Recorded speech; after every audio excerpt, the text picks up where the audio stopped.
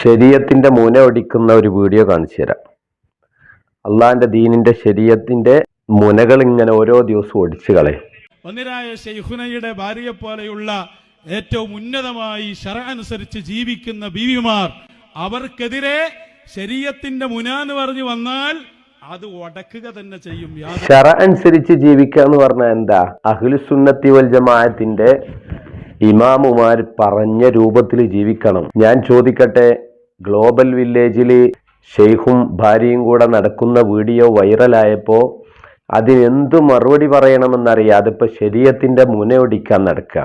ഷാഫി മദ്ഹബിലെ ഒരു ഇമാമിന് പോലും ഒരു പെണ്ണിനെ അന്യ പുരുഷന്മാർ കാണുമെന്നുള്ള ഉറപ്പുള്ള ഒരു സ്ഥലത്തെത്തിയാൽ മുഖം മറക്കേണ്ടതില്ല എന്ന് പറയുന്ന ഒരൊറ്റ ഇമാമും ലോകത്തില്ല.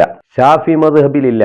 ഇബ്നു ഹജറുൽ ഹൈതമി റളിയല്ലാഹു അൻഹു പറയുന്ന ഈ വചനം തന്നെ നിങ്ങൾ കേട്ടാൽ നിങ്ങൾക്കത് മനസ്സിലാകും. മൻ തഹഖഖത്ത്, ഒരു പെണ്ണ് ഉറപ്പിച്ചാൽ, ഒരു പെണ്ണിന് ഉറപ്പായാൽ എന്ത്? ഒരന്യ പുരുഷൻ അജ്നബിയ്യിൻ ലഹ, ഒരന്യ പുരുഷൻ തന്നെ നോക്കുമെന്ന് ഒരു പെണ്ണിന് ഉറപ്പ് വന്നാൽ യൽസമുഹ, അവൾക്ക് നിർബന്ധമാണ്, സതുറു വജിഹിഹ, അവളുടെ മുഖം മറക്കൽ, അൻഹു, ആ അന്യ പുരുഷനെ തൊട്ട്. വ ഇല്ല, അങ്ങനെ അവൾ ചെയ്തില്ല എങ്കിൽ കാനത്ത്, അവളായിത്തീരും, മുഈനത്തൻ, സഹായിക്കുന്നവളായിത്തീരും, ലഹു, അവനെ, അല ഹറാമിൻ, ഒരു ഹറാം ചെയ്യലിന്റെ മേലിൽ ആ മനുഷ്യനെ ഇവൾ സഹായിക്കുന്നവളായി മാറും. അതുകൊണ്ട് ഫതഅ്സിമു, അങ്ങനെ വരുമ്പോൾ അവൾ കുറ്റക്കാരനാകുമല്ലോ. അതുകൊണ്ട് തന്നെ അന്യപുരുഷൻ തൻ്റെ മുഖം കാണുമെന്ന് ഉറപ്പുള്ള സ്ഥലത്തേക്ക് ഒരു പെണ്ണ് പോകുമ്പോ മുഖം മറക്കണമെന്ന കാര്യത്തിൽ ഷാഫി മദ്ഹബിൽ ഒരു തർക്കവുമില്ല. അത് നിഹായും തൂഫയും കൂട്ടി വായിച്ചാലും കിട്ടൂല. ഇമാം റംലിയും ഇബ്നു ഹജർ തങ്ങളും രണ്ടുപേർക്കും ആ വിഷയത്തിൽ ഒരു അഭിപ്രായ വ്യത്യാസമില്ല. ഒരു പെണ്ണിനെ ഒരന്യ പുരുഷൻ കാണുന്ന സ്ഥലമാണ് എന്ന് ഉറപ്പുണ്ടെങ്കിൽ അവിടേക്ക് പോകുമ്പോൾ മുഖം മറക്കുക എന്നുള്ളത് പെണ്ണിന് നിർബന്ധമാണ്. ഈ ഗ്ലോബൽ വില്ലേജ് എന്ന് പറഞ്ഞാൽ എന്താ? അന്യപുരുഷന്മാർ നിറഞ്ഞു നിൽക്കുന്ന ഒരു സ്ഥലല്ലേ? അവിടേക്ക് പോകുമ്പോൾ മുഖം മറക്കണ്ടെന്ന് പറയുന്ന ഏതെങ്കിലും ഒരു ശകലം ഷാഫി മദ്ഹബിൽ കാണിക്കാൻ പറ്റൂല. അതുകൊണ്ടാണ് ഇബ്നു ഹജർ തങ്ങൾ അതിൻ്റെ ഒരു സബബും കൂടെ വിശദീകരിച്ചത്. കാരണം ഇവൾ മറ്റുള്ളവർ ഒരു ഹറാമ് ചെയ്യാൻ കാരണക്കാരായി തീരുമല്ലോ എന്ന്. ഇവൻ തന്നെ പ്രസംഗിക്കുന്ന ഒരു പ്രസംഗമുണ്ട്.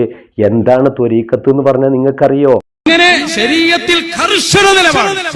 നേരത്തെ പെണ്ണിനെ കാണാതിരുന്നതാ, ഇപ്പൊ പെണ്ണ് വരുന്ന ഭാഗത്തേക്കേ പോകാതിരിക്കണം. അതാ ത്വരീഖത്ത്. ഒരു പെണ്ണിനെ കാണുന്നുള്ള സ്ഥലത്തേക്ക് എന്നെ പോകാൻ പാടില്ല എന്നാ. പിന്നെ എങ്ങനെ ഇവരെ ഷെയ്ഖ് അവിടെ എത്തിയത്? ഷെയ്ഖിനിങ്ങനെ ഇൽഹാമിലൂടെ ഇപ്പോൾ വഹി ഇറങ്ങുന്നുണ്ടോ? വാശിയുടെയും വൈരാഗ്യത്തിൻ്റെയും പുറത്ത് നിർമ്മിച്ചെടുക്കുന്ന ഒരു മതം, അതാണ് ഈ കുരുവട്ടൂരിസം എന്ന് പറയുന്നത്. ഇങ്ങനെയാണ് സർവ്വതും ഉണ്ടായിത്തീരുന്നത്. ഓരോ ത്വരീഖത്തുകളും നിങ്ങൾ നോക്കൂ. ആലുവ ത്വരീഖത്ത്, നൂരിഷ ത്വരീഖത്ത്, എല്ലാവരും പറയുന്ന അവർ മാത്രമാണ് ശരി, അവരെ ബൈഅത്ത് ചെയ്യാഞ്ഞാൽ പിന്നെ സ്വർഗത്തിൻ്റെ വാതിൽ തുറക്കപ്പെടൂല എന്നൊക്കെയാണ്. ഈ വിദണ്ഡ വാദങ്ങളെ കൊണ്ട് പുറത്തു നിന്ന് വിശുദ്ധ ഇസ്ലാമിനെ വീക്ഷിക്കുന്നവർ മുഴുവനും ഇസ്ലാം എന്തോരം സങ്കുചിതമായ മതമാണെന്ന് ചിന്തിക്കുകയാണ്. അള്ളാഹുവിൻ്റെ ദീനാണെങ്കിലോ യുസ്റുൻ, വളരെ എളുപ്പമുള്ള മതമാണ്. ഒരാൾക്ക് പ്രയാസമുള്ള മതമല്ല, ഇടുങ്ങിയ മതമല്ല, വിശാലമായ മതമാണ്. അതുകൊണ്ട് എൻ്റെ ശബ്ദം ശ്രവിക്കുന്നവരോടൊക്കെ പറയാണ്, ഈ ചങ്ങാതിയും ഇവനെപ്പോലുള്ള ഇതുപോലെയുള്ള ആളുകളും വിശുദ്ധ ദീനിനെ തകർക്കാൻ മാത്രമേ സഹായിക്കൂ എന്ന് തിരിച്ചറിയാൻ ഇതിലേറെ വലിയൊരു സംഗതി ഇനി നമുക്ക് ആവശ്യമില്ല. അള്ളാഹു ഹക്കായ ദീനിൽ ജീവിച്ചു മരിക്കാൻ നമുക്കൊക്കെ ഭാഗ്യം നൽകുമാറാവട്ടെ. അസ്സലാമു അലൈക്കും വറഹ്മത്തുള്ളാഹി വബറകാതുഹു.